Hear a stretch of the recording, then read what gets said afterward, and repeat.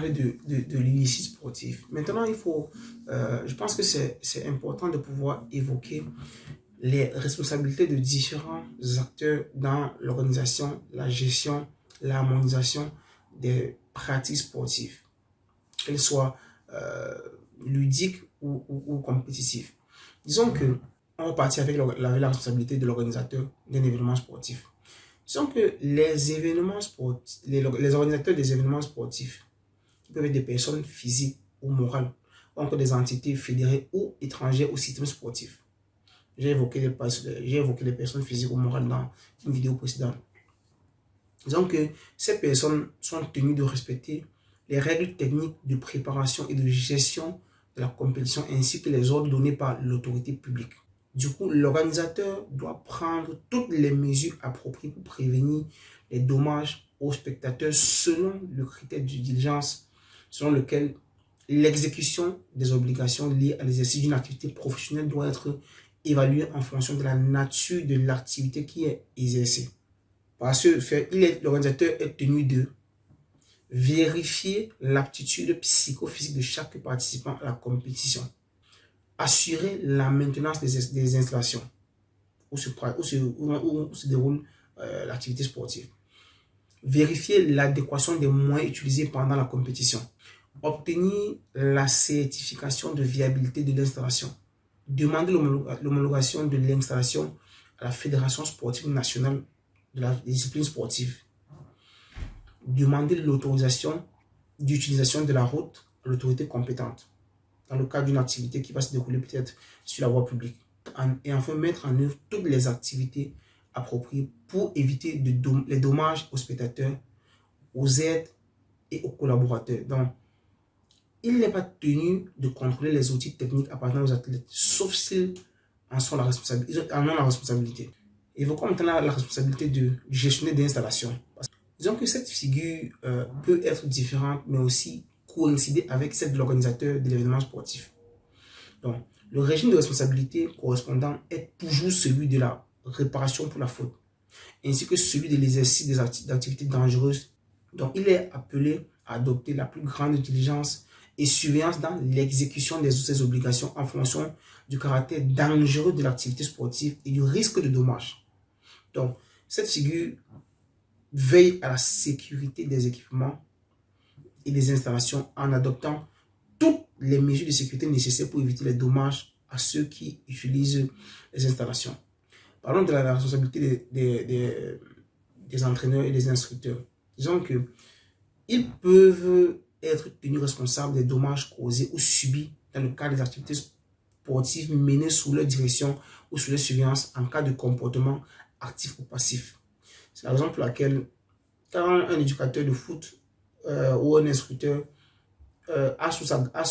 durant un entraînement, il doit être conscient du fait qu'il encourt une responsabilité en cas de dommage. Donc, disons que lorsque l'auteur d'un fait est incapable ou est mineur, il y a une présomption de culpabilité à l'encontre de l'instructeur ou de l'entraîneur, sauf s'il prouve avoir pris toutes les précautions pour éviter le dommage. C'est très important. Donc, leur responsabilité sera d'autant plus grande, tout comme les précautions à prendre, que le sport enseigné est plus dangereux. Et encore plus en présence des personnes mineures. C'est très important. Évoquons maintenant la responsabilité des arbitres ou des officiels de compétition. Disons qu'il est précisé que l'arbitre ne peut jamais être considéré comme un fonctionnaire public, mais il dispose de pouvoirs étendus attribués pour la réalisation de l'intérêt de l'État à la conduite ordonnée d'une compétition. Donc, l'arbitre ou un officiel de compétition est interdit de contester immédiatement les décisions arbitrales, sanctionner pour les raisons d'ordre public. Donc, en cas de mauvaise conduite dans la direction de la compétition, l'arbitre peut également être appelé à répondre pour faute concurrente si les événements violents résultent du défaut d'adoption des mesures disciplinaires appropriées. Donc, il sera également responsable s'il ne met pas fin à un combat de boxe où l'infériorité physique d'un adversaire par rapport à l'autre est évidente. Passons à la responsabilité des clubs sportifs. Disons que les clubs sportifs ont l'obligation de surveiller l'état de santé des athlètes, C'est pourquoi on demande toujours de faire des tests physiques avant de pouvoir s'affilier à un club. Suivez l'état de santé des athlètes, entretenir et maintenir les installations de compétition et d'entraînement pour protéger l'intégrité physique des athlètes, des spectateurs. Il faut dire qu'ils sont aussi responsables de tous les événements dommageables qui se produisent lors des compétitions à l'intérieur des installations qu'ils gèrent ou qu'ils sont responsables de tout événement causé par les spectateurs qui perturbent gravement le déroulement régulier de la compétition et de l'ordre public. C'est ce qu'on appelle la responsabilité objective. Passons maintenant à la responsabilité du médecin du sport. Oui, parce que chacun a une responsabilité dans toutes ces chaînes. Le médecin du sport est tenu d'observer une diligence maximale, supérieure à celle exigée d'un médecin généraliste. Parce qu'il est responsable, mais sa responsabilité se limite au seul cas de dol et de faute grave.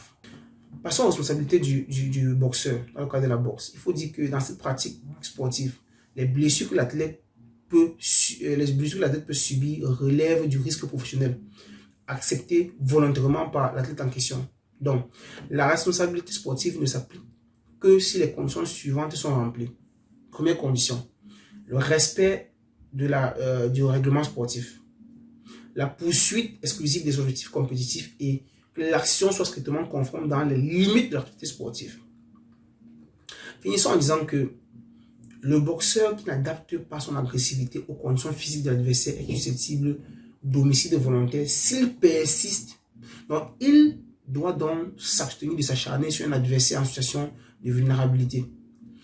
Et dans le cas de la boxe amateur, il faut dire que les boxeurs amateurs sont tenus de porter un casque protecteur, contrairement aux boxeurs professionnels. Pour les femmes, il faut dire qu'il y a un protège poitrine et une protection pelvienne qui sont prévus dans le cadre de la boxe pour les femmes.